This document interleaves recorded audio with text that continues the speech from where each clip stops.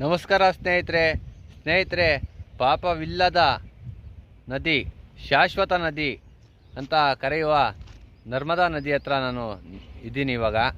ಸ್ನೇಹಿತರೆ, ಶಾಶ್ವತ ನದಿ ಅಂದರೆ ಈ ಭೂಮಿ ಆಯಸ್ಸು ಮುಗಿದ್ರೂ ಶಾಶ್ವತವಾಗಿರೋ ಅಂತಹ ನದಿ ಯಾವುದಾದ್ರೂ ಇದ್ದರೆ ಅದು ನರ್ಮದಾ ನದಿ. ಮತ್ತು ಪಾಪವಿಲ್ಲದ ನದಿ ಅಂದರೆ ನನ್ನ ಭಕ್ತರು ಬಿಟ್ಟು ಹೋದ ಪಾಪವನ್ನು ತಾನೇ ಶುದ್ಧ ಮಾಡ್ಕೊಳೋವಂಥ ಒಂದು ನದಿ ಇದು. ಅಷ್ಟು ಪವಿತ್ರವಾದ ನದಿ.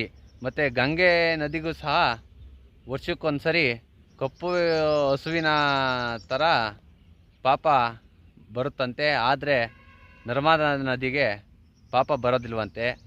ನೋಡ್ರಿ, ಇದ್ರ ಮಾಹಿತಿ ಹೇಳ್ತೀನಿ ಮುಂದೆ. ಗಂಗೆ ಎಷ್ಟೇ ಪವಿತ್ರವಾದ ನರ್ಮದಾ ನದಿ ಹುಡ್ತು ಅಂತ ಹೇಳೋದಾದರೆ ನೋಡ್ರಿ, ನರ್ಮದಾ ನದಿ ಶಿವ ತಪಸ್ಸು ಮಾಡ್ತಿರೋಂಥ ಟೈಮಲ್ಲಿ ಶಿವನ ಬೆವರಿನಿಂದ ನರ್ಮದಾ ನದಿ ಸೃಷ್ಟಿಯಾಗಿದ್ದು. ಇದರಿಂದ ಶಿವನ ಮಗಳು ನರ್ಮದಾ ನದಿ ಅಂತ ಹೇಳ್ತಾರೆ. ಮತ್ತು ಮತ್ತೊಂದು ಕಡೆ ಭೂಮಂಡಲ ಸೃಷ್ಟಿಕರ್ತ ಆದಂತಹ ಬ್ರಹ್ಮನ ಎರಡು ಕಣ್ಣಿಂದ ಎರಡನೇ ನೀರು ಬಿದ್ದು ಒಂದು ನರ್ಮದಾ ನದಿ ಮತ್ತು ಇನ್ನೊಂದು ಮಗ ನದಿ ಅಂತ ಎರಡು ನದಿಗಳು ಆದವು ಅಂತ ಇನ್ನೊಂದು ಕಡೆ ಹೇಳ್ತಾರೆ. ಮತ್ತು ಈ ನರ್ಮದಾ ನದಿ ಹುಟ್ಟುವಂಥ ಜಾಗದಲ್ಲಿ ಬೇಣುಕಲ್ಲು ಅನ್ನೋ ಒಂದು ಕಲ್ಲು ಇರೋದ್ರಿಂದ ಸಹ ಇದನ್ನು ಪವಿತ್ರ ನದಿ ಅಂತ ಹೇಳ್ತಾರೆ. ಬೇಣುಕಲ್ಲು ಅಂದರೆ ಬಿಳಿ ಕಲ್ಲಿನ ಸ್ಫಟಿಕ ಅಂತ ಹೇಳ್ತಾರೆ. ಬೇಣುಕಲ್ಲು ಅಂದರೆ ಬಿಳಿ ಕಲ್ಲಿನ ಸ್ಫಟಿಕ.